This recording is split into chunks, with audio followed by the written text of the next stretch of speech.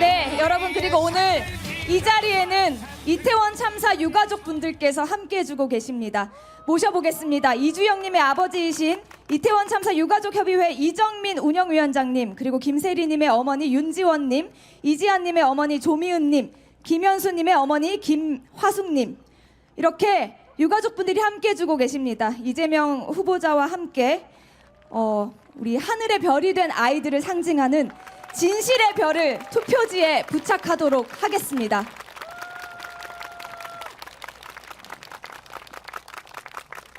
우리 아이들이 원하는 국민이 안전한 진짜 대한민국을 만들겠다는 염원을 담아 진실의 별을 투표지에 부착하도록 하겠습니다. 네, 여러분.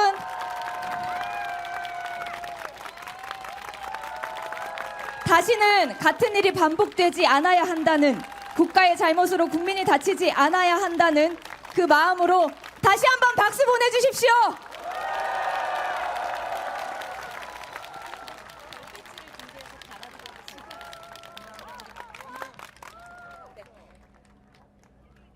네, 유가족분들 다시 무대 함께 인사드리겠습니다. 네, 국민이 안전한, 아이들이 안전한 진짜 대한민국 만들겠습니다. 다시 한번 박수 보내주십시오. 네, 유가족분들 함께 해주셔서 감사드립니다. 무대 아래로 모시겠습니다.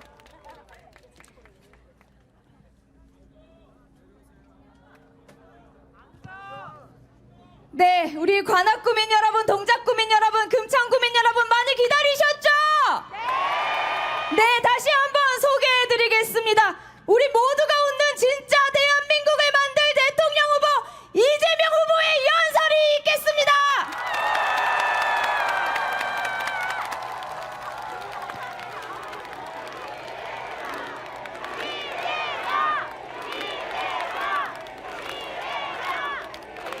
존경하는 관악, 동작, 금천 구민 여러분, 그리고 서울 시민 여러분,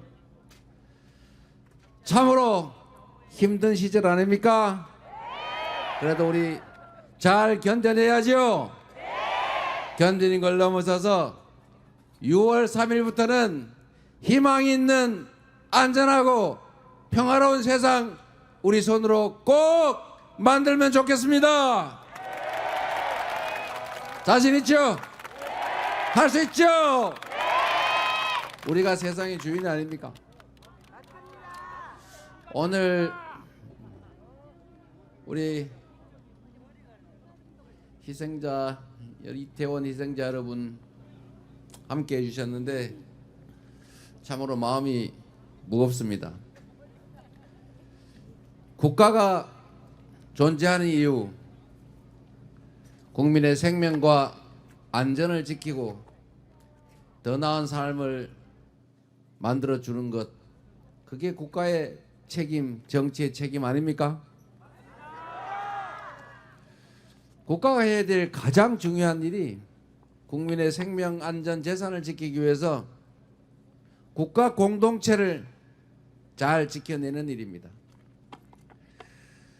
외부의 침략으로부터, 질병, 재난으로부터 국민의 생명, 안전을 지켜내는 일, 이걸 우리는 안보라고 부르죠. 안보는 보수당, 이런 소리 많이 들어보죠. 그런데 실제로 그렇습니까? 가장 불안하고 가장 폭력적이고 가장 국가의 안전보장을 해치는 집단이 바로 그들이었습니다. 그래서 그들은 보수 정당이 아니고 보수를 참칭하는 수구, 기득권, 이익 집단에 불과했던 것입니다. 맞습니까, 여러분? 안보라고 하는 거 생각을 한번 해보십시오. 대북관계 외부의 침략 문제만 놓고 보더라도 싸우지 않고 이기는 것이 싸워서 이기는 것보다 100번 낫습니다. 맞습니까, 여러분? 내가 힘을 가지고 있다고 힘 자랑하고 자꾸 자극해서 한번 붙어보자. 그래서 진짜 한판 붙어서 이기면 좋습니까? 결국 이긴다는 것도 수없이 많은 엄청난 파괴, 수없이 많은 인명 손상, 이걸 감내해야 되지 않습니까? 왜 그래야 합니까? 한 명의 목숨이라도 지키고 건물 한 개라도 부서지지 않게 포탄 한 발이라도 날아오지 않게 하는 거, 그게 진짜 안보 아닙니까? 그리고 더 중요한 게 있습니다, 여러분. 싸우지 않고 이기는 것보다 싸울 필요가 없게 만드는 거, 평화로운 상태를 만드는 거, 이게 가장 완벽한 안보 아닙니까? 그래서 이 국민의힘 소위 보수 정권, 가짜 보수 정권이 안보의 이름으로 강대강 대치 전술을 자꾸 구사하고 북한을 쓸데없이 불필요하게 자극하고 군사 충돌을 유발하고 심지어 비상계엄 명분을 만들기 위해서 북한을 자극해서 군사 도발을 유도하려 한 이번에 내란 외에 아직 실체가 밝혀지지 않은 외환 유치 혐의, 외환 유치죄, 이런 범죄를 저지르잖아요. 과거에도 선거 때만 되면 북한이 자꾸 남쪽을 자극해가지고 알고 봤더니 남쪽하고 북쪽하고 짜고 했거나 북쪽에 심지어 군사 도발을 해달라고, 남쪽을 향해서 총격 도발을 해달라고 돈 주려고 하지 않았습니까? 총풍 사건, 북풍 사건 기억나십니까? 희한하게 선거 때만 되면 북한이 남한을 도발을 해요.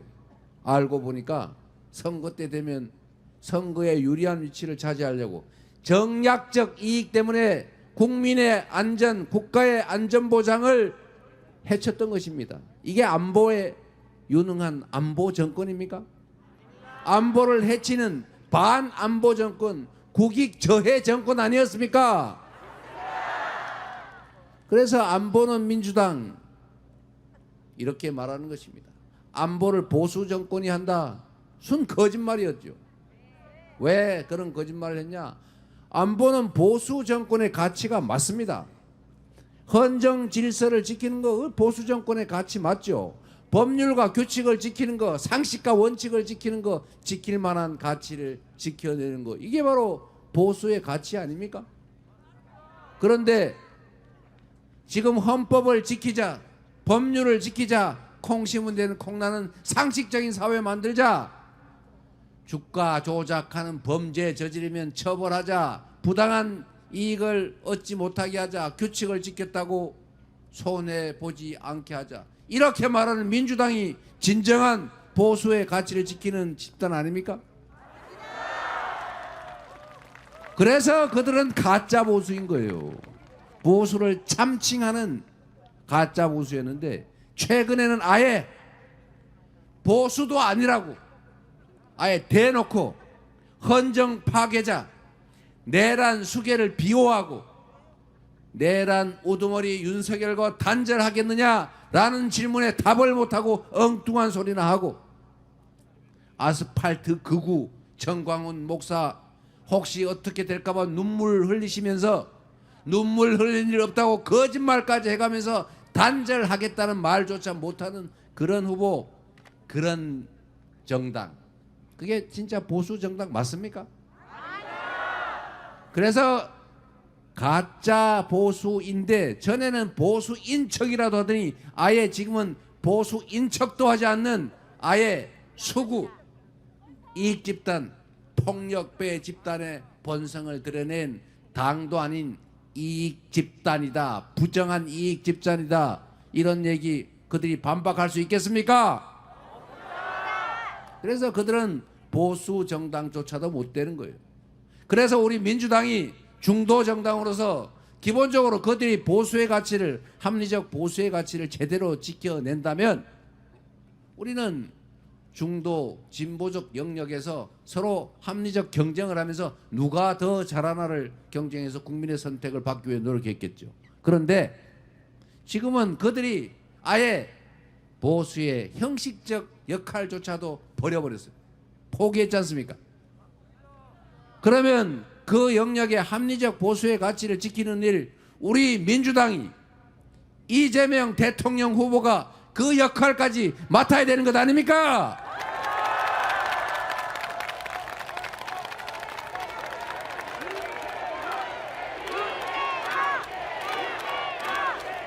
보수의 핵심 가치 안보, 이 안보를 내팽개친 그들은 보수 정권, 보수 후보, 보수 정당이 아닙니다. 한번 생각을 해보십시오. 세상에 어떤 보수가 국가 안보를 사적 이익을 위해서, 정치적 이익을 위해서, 선거에 이기기 위해서, 야당을 제거하기 위해서 헌법을 위반하는 비상계엄 선포의 명분을 만들기 위해서 희생을 시킵니까?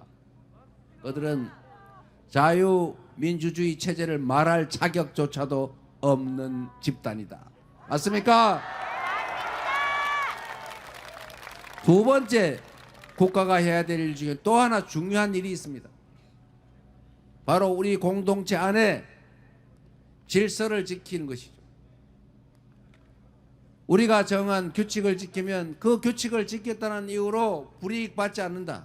규칙을 지켜서는 부당한 이익을 얻을 수 없다. 만약에 규칙을 어겨서 누군가에게 피해를 끼치고 부당한 이익을 얻었다면 그 이익은 전부 환수되어 마땅하고 그에 상응하는 엄정한 책임을 형사 책임이든 민사 책임이든 진다. 이게 상식적인 사회 아닙니까? 이런 사회를 만드는 게 정부가, 국가가 해야 될 일이죠. 그리고 이거는 기본적으로 역시 보수의 가치죠. 당연한 걸 당연하게 하는 것이 보수죠. 그러나 그들은 규칙을 스스로 지키지 않습니다. 타인의 정당한 몫을 인정하지 않습니다. 야당의 존재를 인정하지 않습니다. 아예 야당을 다 절멸시켜버리고 이재명, 정청래, 우리 우원식 이런 사람 잡아다가 군사 법원에서 사형 무기징역을 선고해서 죽이거나 영원히 가두거나, 아이고 그것도 귀찮은데 연평도 가는 배에 태워가지고 가다가 폭사시켜서 다 죽여버리자, 이런 계획을 세우고 있던 이 계엄 세력, 반란 세력의 이 계엄을 하려는 이런 행위들, 이게 보수가 할 일입니까? 이건 범죄자, 범죄 집단이 하는 일 아닙니까? 맞습니다. 어떻게 범죄가 보수의 가치가 될 수가 있습니까, 여러분? 이러고도 여전히 이 내란 범죄 행위 때문에 이루어지는 이번 대통령 선거에 후보를 내는 것도 우스운 일이지만, 해서는 안 될 일이지만, 후보를 냈으면 이 보궐선거를 만들게 한 점에 대해서 국민께 사죄드립니다, 큰절하고 사죄해야 되는 거 아닙니까? 맞습니다. 그리고 내란 수계에 대해서 책임을 묻자라고 해야 되는 것 아닙니까? 최소한 그가 우리에게 소속됐지만 우리는 그를 내쫓았습니다. 그와는 단절되겠습니다. 우리는 헌법을 지키겠습니다. 앞으로는 규칙을 지키는 선량한 시민의 자리를 되찾아서 대통령도 법에 따라서 제대로 하겠습니다. 이렇게 말해야 되는 것 아닙니까? 맞습니다. 그런데 그들의 행태를 보십시오. 김문수 후보는 제가 평가하기로는 아스팔트 극우 정광훈과의 관계 단절도 못하는 극우이고, 내란 수계와 단절도 말할 수 없는 내란 비호 세력이다. 그리고 이제는 사회를 남녀로, 노소로, 장애인과 비장애인으로, 가진 자와 못 가진 자로 나눠서 싸움시키는 게 전업인 이 분열 혐오 세력과 또 연합을 하려고 하고 있어요. 지금 무슨 전직 대통령 총리들하고 연합을 한다고 그러던데, 여러분, 부패하다가 깜빵 간 대통령, 나쁜 짓 하다가 쫓겨난 대통령, 군사 쿠데타 이렇게 가지고 파면된 대통령하고 연합하면 참 국민들이 좋아하겠습니다. 그거를 대체 연합이라고 하는 거예요? 국민을 뭘로 보는 거예요? 국민을 주체적인 판단 능력을 가진 정상적인 사람으로 본다면 결코 그런 짓은 할 수가 없겠죠. 내란에 대해서 조금이라도 죄책감을 가지면 이 내란의 원조 5.18 광주 민주화 운동을 유혈 진압한 수백 명을 학살한 정호영 특전사령관을 세상에 이 내전을 이기고 새롭게 정상적인 나라를 만들자고 하는 이 대통령 선거에 그 정호영을 영립할 수 있겠습니까?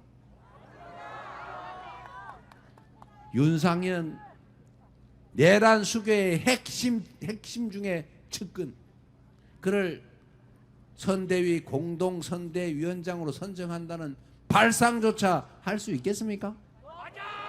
그런데 그렇게 하지 않습니까? 이거는 법률이고 규칙이고 상식이고 다 버리고 그냥 우리한테 힘되는 그건 폭력적인 힘이든 불법의 힘이든 다 모아가지고 우리 국가 대한민국의 질서를 어지럽히면서 나라의 주인인 국민들을 짓밟고 그 위에 올라서겠다는 그 시도, 그것 외에 뭐라고 해석할 수 있겠습니까, 여러분? 이들은 공정한 공동체의 질서를 지키려는 생각이 없어요. 공정한 규칙 하에 우리 구성원들이 그 규칙을 믿고 행동할 수 있게 만드는 보수의 가치를 버린 집단이죠. 그래서 그들은 이 치안과 질서 유지라고 하는 국가의 두 번째 책무 측면에서도 결코 정상적인 대한민국 주권을 대행할 자격이 없는 집단이고 그런 후보다. 맞습니까, 여러분? 여러분 생각을 해보세요. 이상하지 않습니까? 이 보수 정권이 들어서면 꼭 대형 참사가 벌어져요. 이게 우연인 것 같습니까? 우연이 아닙니다. 이유가 있습니다, 여러분. 대형 참사가 벌어지는 걸 자세히 들여다보면 아주 미세한 관리상의 잘못에서 오는 거예요. 또는 큰 관리상의 잘못에서 오는 겁니다. 하늘에서 떨어진 번개 때문에 우리가 누군가 죽고 다치면 국가를 원망합니까? 그런데 이태원 참사 한번 보세요. 매년 있던 일이에요. 이번에도 10만 명, 20만 명 올 걸로 예측이 됐어요. 그리고 그 호텔 옆에 그 좁은 골목에 가장 많은 사람이 몰린다는 거 알아요. 그전에는 다 일방통행으로 경찰이 통제했어요. 그리고 일방통행하든지 교통관제하면서 경찰 그 몇 명만 있어도 다 안전하게 지나다닐 수 있지 않습니까? 그 골목에 일방통행 지정만 했더라면 그 왜 막 서로 꽉 밀려가지고 압살을 하겠어요. 서서 압살을 하는, 죄송합니다 유가족 여러분, 그런 일이 왜 벌어졌겠습니까? 관심을 끄는 거 아닙니까? 또는 다른 이유로 관리를 포기한 거 아닙니까? 질서 유지라고 하는 경찰이 해야 될, 국가가 지방자치단체가 해야 될 기본적인 책임을 안 하거나 못해서 벌어진 일이에요. 공무원들은 경찰이든 말단 직원이든 인사권을 가진 책임자의 얼굴만 쳐다봅니다. 그가 무슨 생각을 하는지, 뭘 하면 승진을 시켜주는지, 뭘 하면 영전을 시켜주는지, 뭘 하면 제재를 당하는지를 끊임없이 관찰하고 그에 따라 행동합니다. 이거는 고위직이든 하위직이든 똑같아요. 그래서 최고 책임자, 자치단체장이든 대통령이든 각 부처의 장관이든 그가 어디에 행정 목적을 두고 있는지, 국정의 목적을 두고 있는지를 공무원들이 파악을 하기 때문에 그 최고 책임자가 국민의 생명과 안전이 중요하다, 앞으로 안전사고 나지 않게 철저히 관리해라 라고 표정만 지어도, 말 한마디만 해도 사고 나지 않게 안전관리를 위해서 최선을 다합니다. 그러면은 당연히 매년 하던 인파가 몰리는 게 예상되는 거기에 혹시 사람들이 꼭 압사 생각을 안 하더라도 혹시 부딪혀서 불편할까봐, 발이라도 거릴까봐 당연히 교통 통제하고 질서 유지하는 거 아닙니까? 그랬더라면 이 사고가 났겠어요? 그냥 내버려 뒀죠. 이유는 알 수 없어요. 오송 지하차도 참사도 그 사고가 왜 났습니까, 여러분? 제방 공사를 하는데 장마가 오면 물이 부를 거 아닙니까? 그러면 제방을 넘치거나 제방이 훼손될 수가 있죠. 기존 제방을 단단한 제방을 헐고 차가 왔다 갔다 했으니까 제방을 임시라도 복구를 해놔야 되잖아요. 그럼 물이 차면 흙으로 해놓으면 쓸려 나가는 거 상식 아닙니까? 그런데 당연히 그러면 모래 주머니로 쌌든지 돌을 쌌든지 뭔 차를 대놓고 막든지 통상적인 수방 시설을 갖춰야죠. 그런데 어떻게 해놨냐? 업자가 귀찮으니까 그냥 그 흙으로 쌓아놓은 거예요. 강물이 부르니까 강물이 넘치면서 흙을 살짝 씻겨 나가다가 터져버린 거예요. 그러니까 그 강물이 전부 다 도로로 들어온 거죠. 들어오니까 낮은 데로 몰릴 거 아닙니까? 지하차도가 낮잖아요. 쭉 가다 나중에 들어가요. 여기에 물이 차니까 그걸 모르고 들어간 차들이 거기 갇혀버린 거예요. 물이 차오르면서 다 익사한 거죠. 이것도 왜 벌어진 일이냐? 충남도지사든지 거기가 무슨 시더라? 하여튼 청주시인가? 하여튼 시장이든 공무원들한테 수재 대비해라. 사고 나면 안 된다. 큰일 나다 혼내주겠다. 한마디만 했으면 관내 사고 위험 지역 표가 다 있어요. 관리 대상 지역이 다 분류가 되어 있습니다. 거기 가서 현장 보고 이거 물 넘치면 큰일 나겠네. 한마디만 했더라면, 한 번이라도 현장을 가봤더라면, 단체장이 한마디라도 했더라면 결코 벌어질 수 없는 사건이었던 겁니다. 결국은 이 대형 참사들도 다 관리 책임이 있는, 특히 지휘관들, 지휘 책임자들의 무관심, 엉뚱한 생각 때문에 생겨나는 것이에요. 술이나 먹고 세상 사람들의 삶에 관심 없고 남들은 죽든지 말든지 자유의 이름으로 다 방치해 놓으면 그러다 보면 이 사건이 벌어지는 겁니다.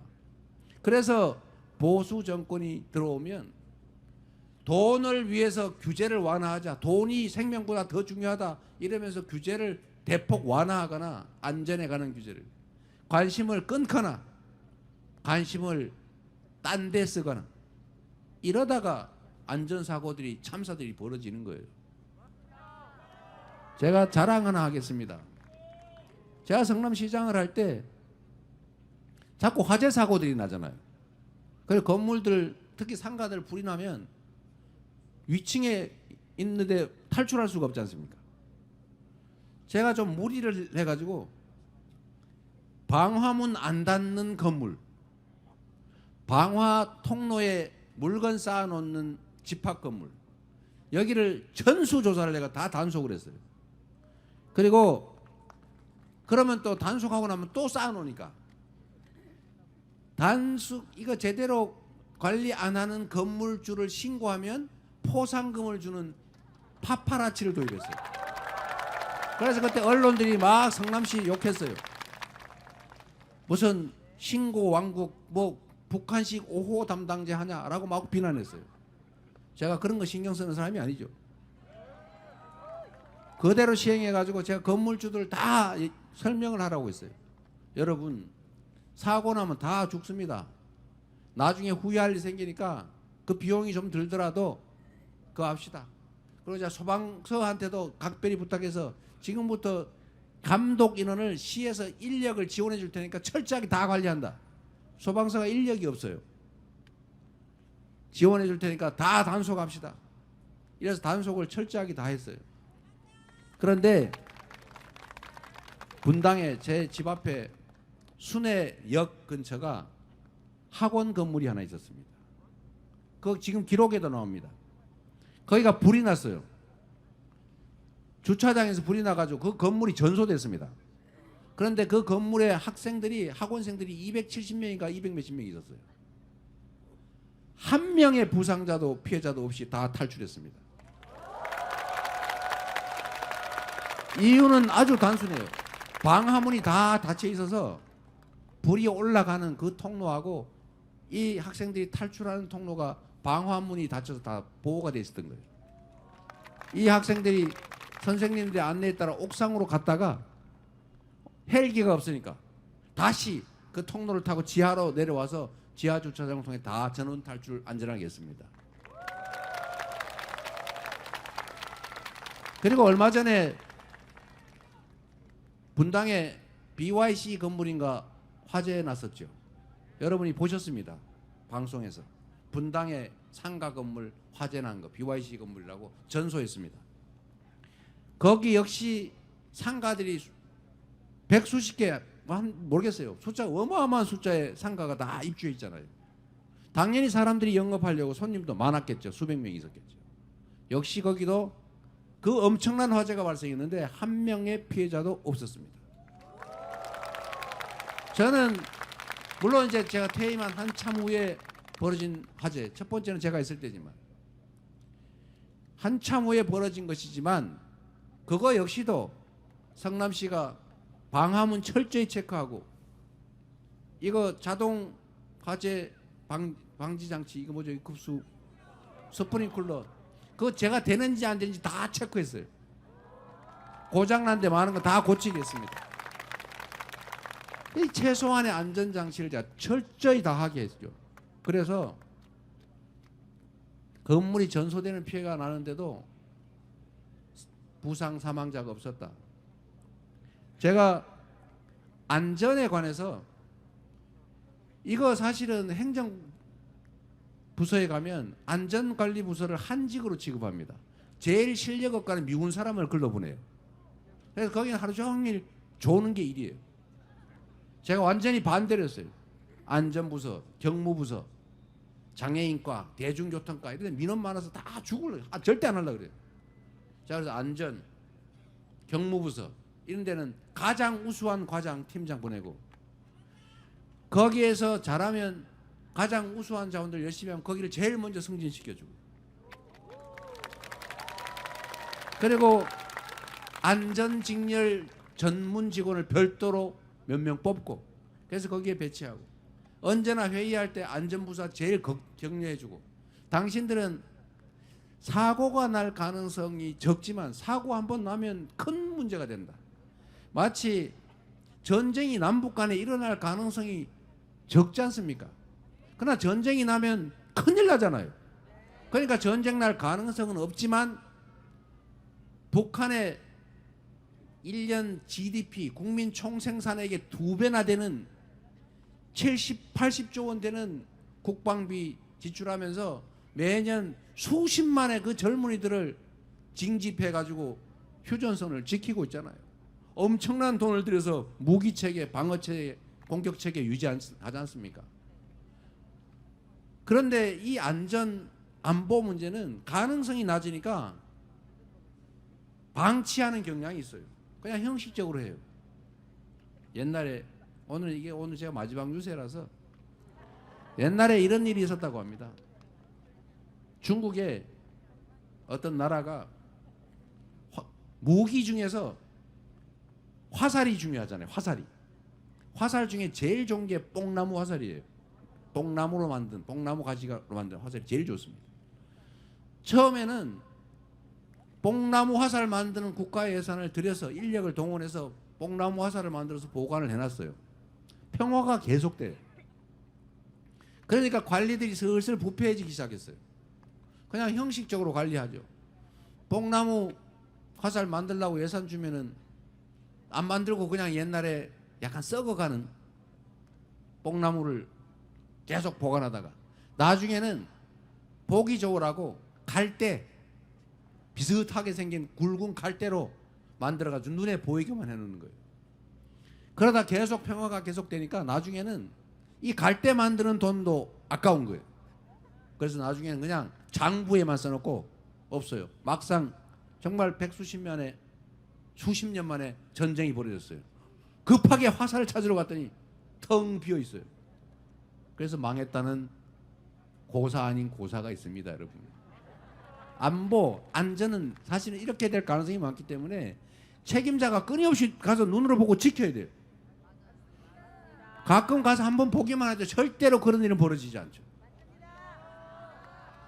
그래서 여러분 최고 책임자의 관심 하나, 애정 하나가 수없이 많은 국민들의 생명을 구하기도 하고 망하기도, 나라를 망하기도 하는 것입니다. 그래서 이 안전에 관한 문제도 결국은 국민을 존중하는 국민의 일꾼이냐, 아니면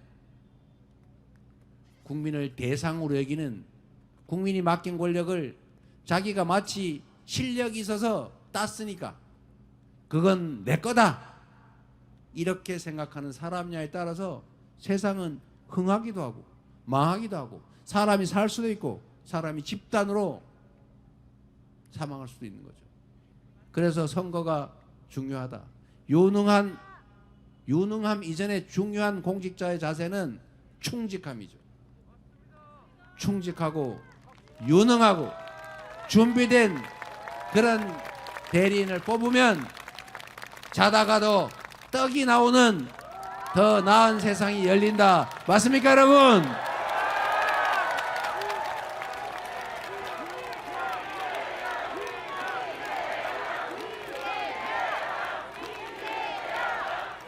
제가 자랑하던 걸 마저 하면, 성남시에 제가 취임을 하니까 한 두 해 이렇게 여름이 됐는데 자꾸 무슨 수재로 무슨 수몰, 그러니까 침수 사고가 나는 거예요.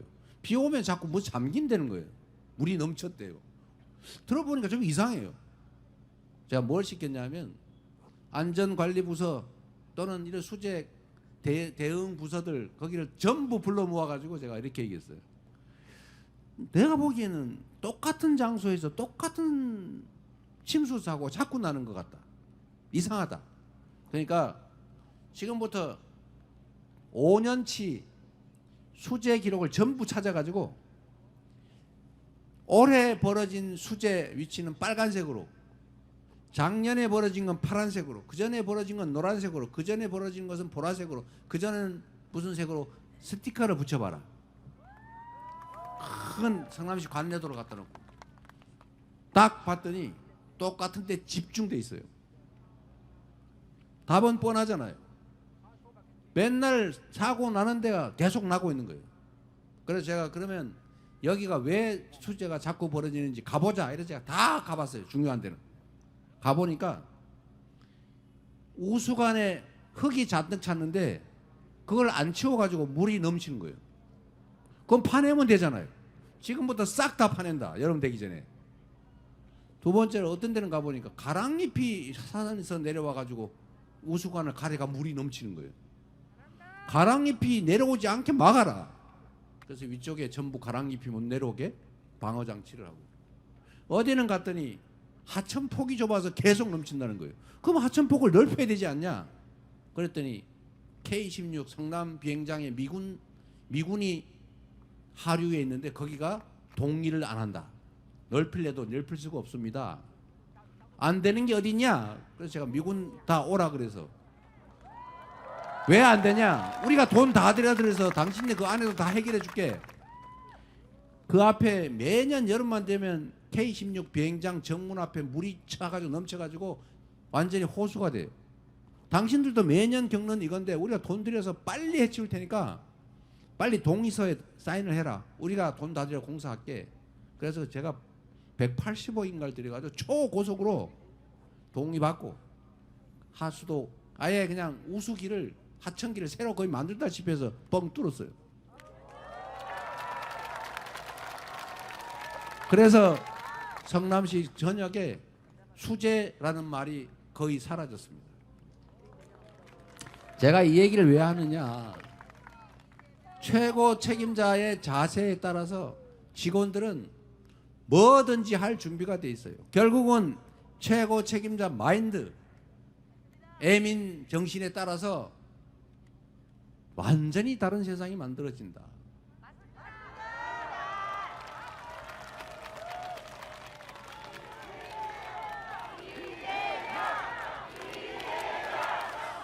이태원 유가족 여러분, 여러분은 사실 우연히 발생한 사건의 피해자들이 아닙니다.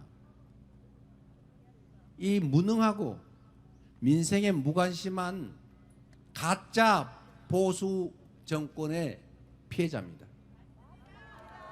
엄격하게 사건의 경위를 조사하고 진상을 규명해서 반드시 상응하는 책임을 묻고 다시는 이런 억울한 참사가 벌어지지 않는 그런 세상 꼭 만들어서 여러분의 한을 풀어드리겠습니다.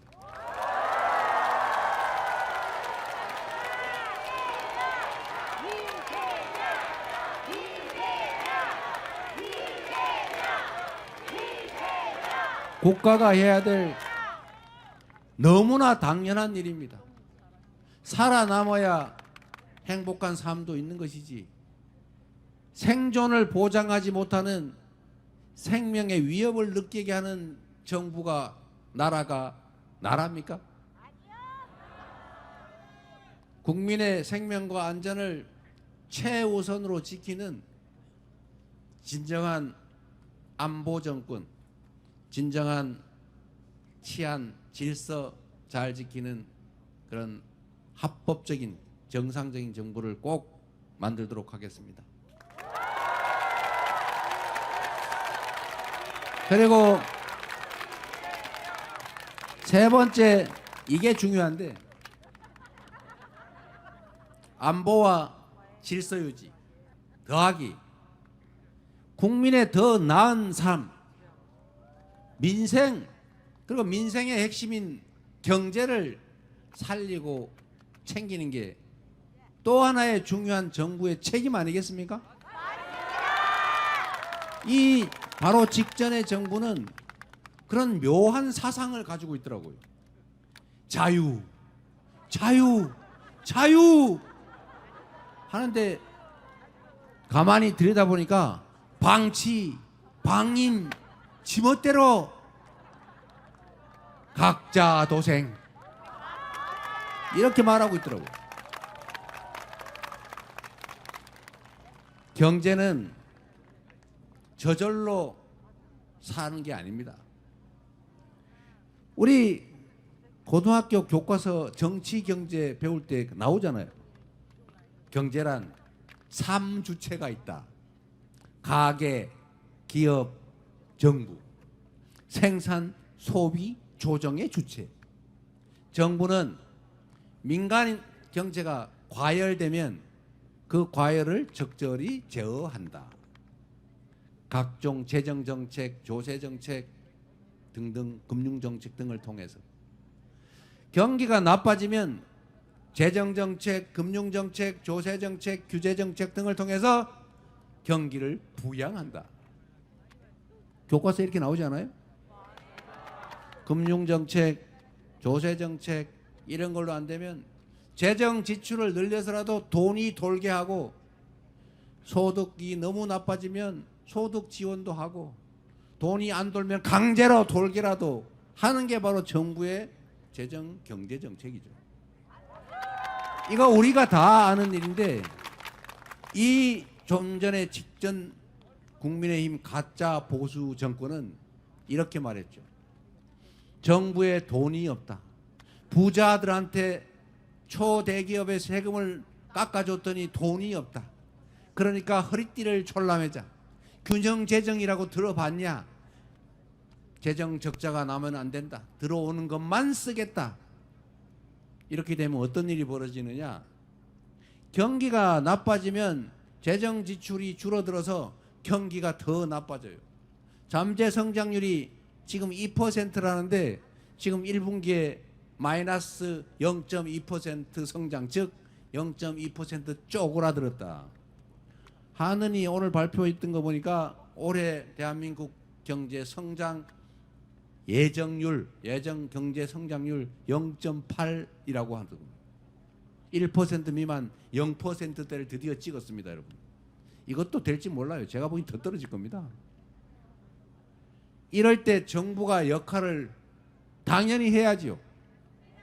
그런데 어디서 들었는지 모르겠는데 자유의 이름으로 균형 수지 얘기는 어디서 들은 것 같은데 그것만 내면서 정부의 역할을 포기해 버렸어요. 그러니 경제가 살 수가 있습니까? 그런데 여러분 재밌는 현상이 하나 생기고 있어요.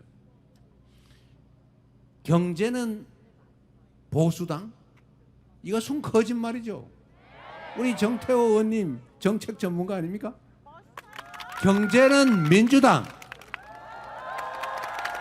경제는 민주당.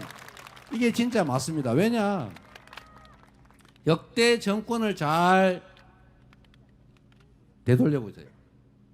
여러분, 민주정부가 들어섰을 때 주가가 올랐어요. 보수 정권이, 가짜 보수 정권이 들어섰을 때 주가가 떨어졌습니다. 왜 그러냐? 단순한 이유예요. 이 보수 정권은 일단 부패해요. 규칙을 안 지켜요. 합리적 예측이 안 되게 국정을 해요. 왜냐하면 규칙을 안 지켜야 자기들한테 이익이 있으니까. 그러니까 시장이 불안정해져요. 그리고 부자들 세금 깎아주고, 지금 이 직전 정부처럼 경기가 나쁜데 서민 지원 예산을 더 안 줘요. 그러니까 서민들이 더 살기 어려워요. 경제가 순환이 안 돼요. 부자들 세금을 깎아주면, 부자를 10조 원 깎아주면 그냥 그들의 장부에 사내 유보금이 10조 원에서 20조로 늘어날 뿐이죠. 숫자만 늘어나고 변화는 없어요. 그런데 국민들한테 10조 원을 지원을 하면 국민들은 돈이 없기 때문에 주는 대로 다 써야 돼요. 지금 빚을 내야 될 판이기 때문에. 그러면 돈이 돌겠지요. 경제가 활성화되는 거예요. 이걸 반대로 합니다. 부자 세금 깎아주고 서민 지원을 줄여요. 경제가 더 나빠지겠죠. 이런 이상한 기득권자들, 힘센 자들을 위한 정책을 하니까 경제가 나빠진다는 거예요. 그래서 요즘 주식시장이 재밌지 않아요? 제가 5,000포인트 가만히 민주당이 집권하기만 해도 특별한 조치 없이도 3,000포인트 갈 거다. 제가 이렇게 얘기했는데 지금 드디어 2,700을 넘었어요. 민주당의 집권 가능성이 높다고 보는 거와 관련이 있지 않나 하는 추측을 해보는 중입니다. 심하면 이 국민들을 이 판에 국민들을 남녀로 나누고 장애인 비장애인 나누고 노인과 청년을 나누고 동서 지역을 나누고 편을 갈라 싸우게 하면서 한쪽 편을 들어서 정치적 이익을 취하는 이 분열, 이 갈라치기, 이런 정치를 그들이 하고 있어요. 정치를 잘해서 국민들에게 더 나은 삶을 제공하고 더 나은 환경을 제공하고 더 안전하고 평화롭고 더 좋은 세상을 만들면 그렇게 편가르지 않아도 국민들이 다 지지할 것 아닙니까? 그런데 그렇게 할 자신도 없고 그렇게 할 생각도 없으니 권력을 유지하는 유일한 방법은 편을 가른 다음에 한쪽 편을 먹는 거예요. 이게 그들의 정치 행태입니다. 그래서 그들은 대통령이 되라고 하니까 이 대통령의 의미를 오해를 해가지고, 아니 곡해를 해가지고 대통치자, 왕, 지배자 이렇게 생각하는 거예요. 그래서 자신들이 편을 주고 편을 먹고 특혜를 주면서 지지 기반으로 만든 사회의 일부를 기반으로 다른 반대쪽을 억압하고 학대하고 불이익 주고 심지어 그들을 대표하는 세력을 싹 제거해 버리려는 이런 절대로 해서는 안 되는 구태 정치를 하고 있는 겁니다. 이 분열의 정치, 갈등과 증오의 정치, 상대를 인정하지 않고 상대의 몫을 부정하고 내가 100% 다 가져버릴래, 나는 이 분열 정치의 극단적 형태가 계엄, 쿠데타였던 것입니다. 여러분, 맞습니까? 그래서 이런 정치를 더 이상 해서는 안 됩니다. 이런 분열, 혐오, 증오의 정치의 결과물은 사회 공동체를 갈갈이 찢어놓습니다. 그래서 아무런 사적인 이해관계가 없는데도 편을 갈라서 증오해요. 제가 누군가에게 아무런 가해를 한 바가 없는데도 저를 죽이려고 합니다. 그래서 이렇게 방탄 유리를 넣고 연설을 하는 일이 벌어지는 거죠. 이런 사회를 우리가 극복해야 하지 않겠습니까? 국민들의 더 유익한, 더 좋은 결과를 만들어내기 위해서 선의의 경쟁을 하고, 그리고 그 경쟁의 결과를 평가받고, 잘하면 칭찬받고, 못하면 제재받고, 잘하면 국회의원 박민기 의원 한 번 더 시켜주고, 못하면은 쫓아내고, 이렇게 해야 진짜 대의민주주의, 민주주의가 자리 잡지 않겠습니까? 결국 이 정치는 국민들에게 달려 있는 거죠. 바로 여러분의 손에, 이 나라 주권자, 주인의 손에 이 나라의 운명이, 여러분의 미래가, 여러분 자녀들의 인생이, 대한민국의 운명이 달려 있는 거죠. 감시하고 평가하고 신상필벌로 우리의 대리인들을 잘 뽑고 잘 관리하면 우리가 더 나은 노후를 위해서, 자녀들의 더 나은 삶을 위해서 투잡 쓰리잡 뛰고 죽을 둥 살 둥 일하는 것도 중요하지만, 공공의 문제를 개선하면 그보다 훨씬 더 나은 나의 미래, 나은 자녀들의 미래가 기다리고 있다. 맞다는 뜻이죠?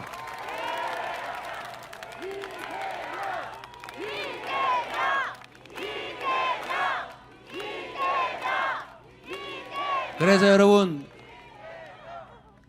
그 기회가 이번 6월 3일입니다. 여러분 손에 여러분 인생이 달려 있는 거죠. 여러분을 믿어도 되겠습니까? 자신 있습니까? 해낼 수 있죠?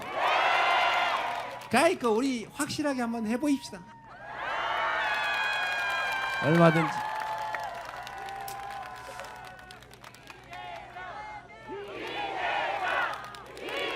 그만하고 빨리 돌아가시게 해달라고 난립니다.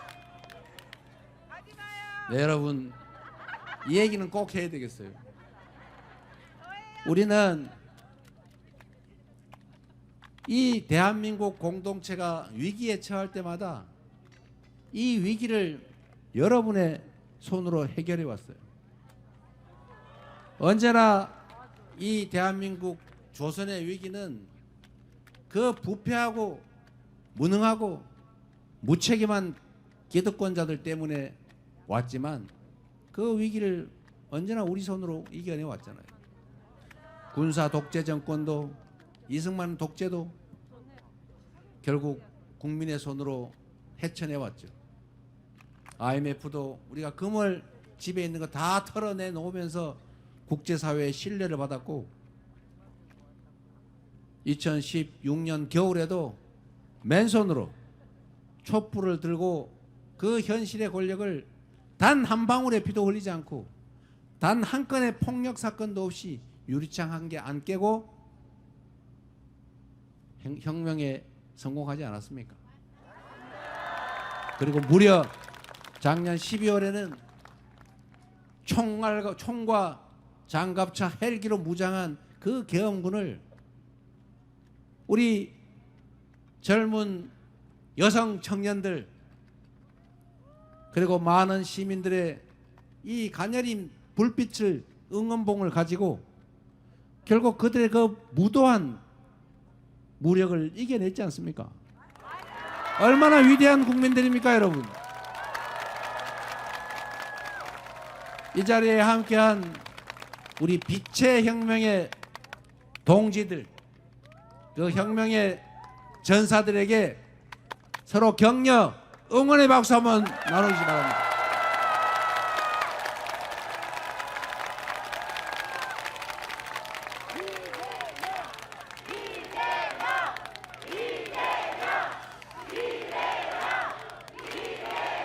우리가 지금은 잠시 어려운 과정을 마치 암울한 터널을 지나듯이 견뎌내고 있지만 충직하고 유능한 우리의 대리인들을 잘 선정하고 이 나라의 주인으로서의 책임과 역할을 다하고 투표 꼭 하고 그래서 우리가 원하는 합리적인 세상 다시 민주주의와 평화 안보 그리고 민생과 경제가 회복되고 지속적으로 성장해서 기회가 넘치고 이 넘치는 기회 때문에 우리의 청춘 남녀들이 편갈라 싸우지 않아도 되는 정치인들의 부패한 정치 집단의 그 편가르기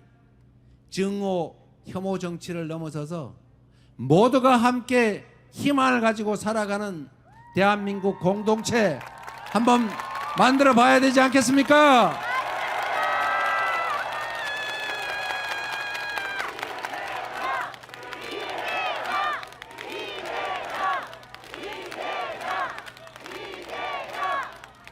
우리 금천의 최기상 의원님, 김병기 동작 의원, 갑 의원님, 그리고 똑 떨어져 버린 동작을의 유사명 지역위원장님, 잠깐 일어나시죠. 그리고 놀러 오신 우리 서미화 의원님, 우리 장애인 비례대표 의원이신데 서미화 의원님을 보면서 저를 보지 말고 주인을 보세요. 큰 박수로 격려 부탁드립니다.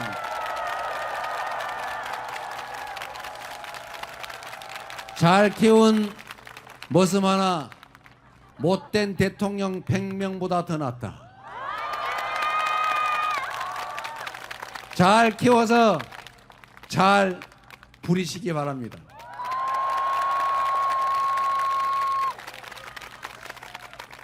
희망을 가집시다. 그리고 포기하지 맙시다. 참여해서 반드시 이겨내고 희망 있는 나라, 세계에 자랑할 만한 대한민국, 진짜 대한민국, 진정한 민주공화국 꼭 함께 만듭시다. 감사합니다.